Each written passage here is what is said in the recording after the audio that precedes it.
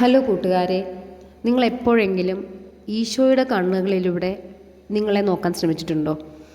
ഈശോ നോക്കുമ്പം കാണുന്നത് നമ്മളുടെ പ്രവൃത്തികളെക്കാൾ ഉപരി നമ്മളുടെ ഹൃദയങ്ങളാണ്.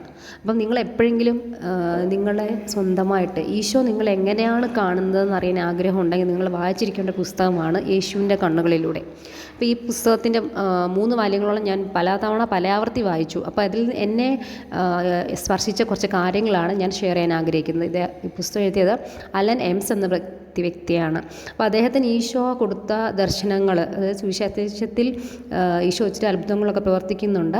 അതുകൂടാതെ ഈശോയുടെ പരസ്യ ജീവിതകാലത്ത് സംഭവിച്ച കാര്യങ്ങളെക്കുറിച്ചുള്ള ദർശനങ്ങൾ ഈശോ വെളിപ്പെടുത്തി കൊടുത്തിരുന്നു. അപ്പോൾ അദ്ദേഹം എഴുതിയ പുസ്തകം തർജ്ജമ ചെയ്ത് കിട്ടിയിട്ടുണ്ട്. അപ്പം ആ പുസ്തകത്തിൽ എന്നെ സ്പർശിച്ച കുറച്ച് കാര്യങ്ങളാണ് ഞാൻ ഇന്ന് നിങ്ങളുമായിട്ട് ഷെയർ ചെയ്യാൻ ആഗ്രഹിക്കുന്നത്. ഞാൻ ഷെയർ ചെയ്യാൻ പോകുന്ന അധ്യായം ആരംഭിക്കുന്ന സന്ദർഭം ഇതാണ്. യേശുവും ശിഷ്യന്മാരും കൂടി വിശ്രമിക്കുവാനായി തീ കൂട്ടുകയാണ്. അപ്പം രാത്രി കിടക്കാനുള്ള ഒരുക്കങ്ങൾ നടത്തുന്ന ശിഷ്യന്മാരെ ഈശോ ഒരു പാറപ്പുറത്തിരുന്നുകൊണ്ട് വീക്ഷിക്കുകയാണ്. അപ്പം ശിഷ്യന്മാർ ഈശോയും കൂടെ വിശ്രമിക്കാൻ തീ കായാൻ പോകുന്നു.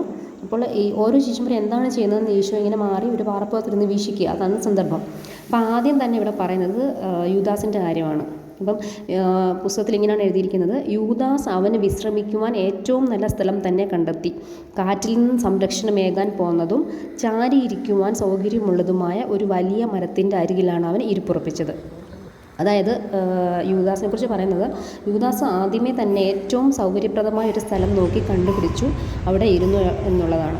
അടുത്ത് പറയുന്നത് യാക്കോബും യോഹന്നാനും, നമുക്കറിയാം അവർ സഹോദരന്മാരാണ്. അവർ ഉറങ്ങുവാനുള്ള ഇടം ആവുന്ന അത്ര സുഖപ്രദമാക്കുവാൻ പരസ്പരം സഹായിച്ചുകൊണ്ടിരിക്കുന്നു. അപ്പോൾ അവർ പരസ്പരം സഹായിക്കുകയാണ്. അവർക്ക് ഉറങ്ങാനുള്ള ഇടം സൗകര്യപ്രദമാക്കുന്നതിന് വേണ്ടി അവർ പരസ്പരം സഹായിക്കുന്നു. പിന്നെ പത്രോസ് എന്താ ചെയ്യുന്നതെന്ന് വെച്ചാൽ, പത്രോസ് ആകട്ടെ തൻ്റെ സാധനങ്ങളെല്ലാം നിലത്തു കൂട്ടി വെച്ചിട്ട് കമ്പിളി പുതപ്പിൻ്റെ മേൽ കയറിയിരിക്കുകയായിരുന്നു. തീയിൽ കണ്ണും നട്ടിരുന്ന അവന് സുഖ സൗകര്യങ്ങളെക്കുറിച്ചൊന്നും വലിയ ശ്രദ്ധയുണ്ടായിരുന്നില്ല. അപ്പം പത്രോസിലേക്കാണെങ്കിൽ സുഖസൗകര്യങ്ങളെക്കുറിച്ചൊന്നും ഒട്ടും ബോധേഡല്ല. സാധനങ്ങളൊക്കെ പെറുക്കി വെച്ചിട്ട് അവിടെ ഒരു പുതപ്പിൻ്റെ മുകളിൽ കയറി ഇരിക്കുക എന്നാണ് പറയുന്നത്.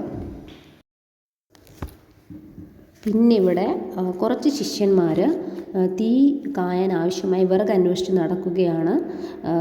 കുറച്ച് ശിഷ്യന്മാർ ഭക്ഷണം ഉണ്ടാക്കുവാൻ ആരംഭിച്ചിരിക്കുന്നു. അപ്പോൾ ഈശോ ഇങ്ങനെ പാറപ്പുറത്തിരുന്ന് ഇവരെയൊക്കെ വീക്ഷിച്ചുകൊണ്ടിരിക്കുക.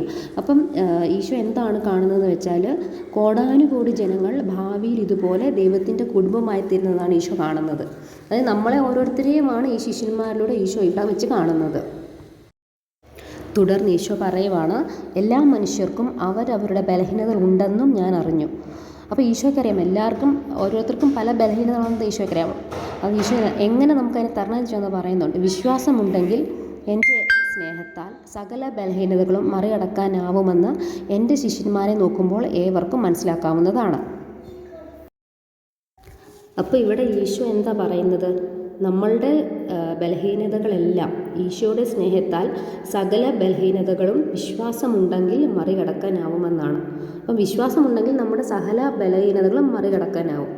അപ്പം നമ്മളുടെ സകല ബലഹീനതകളും ഈശോയുടെ സ്നേഹത്തിൽ മറികടക്കാം. ഈശോ നമ്മളെ അനുഗ്രഹിക്കട്ടെ.